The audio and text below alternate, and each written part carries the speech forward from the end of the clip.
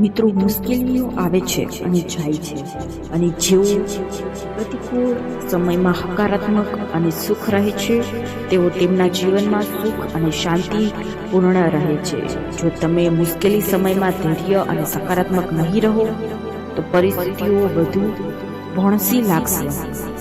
તેથી દરેક પરિસ્થિતિમાં સુખી, સકારાત્મકતા અને ધૈર્ય જાળવી રાખો.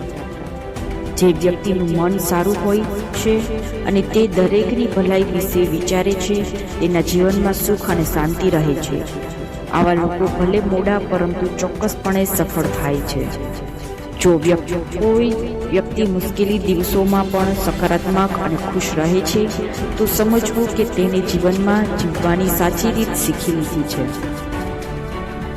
વાણીમાં મધુરતા હશે તો બધા સંબંધમાં પ્રેમ જળવાઈ રહેશે.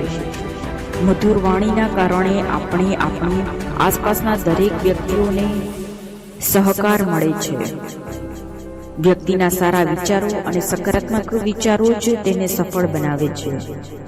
જે વ્યક્તિ નિષ્ફળતા સ્વીકારવા તૈયાર હોય તે વ્યક્તિ મોટી સફળતા પ્રાપ્ત કરી શકે છે.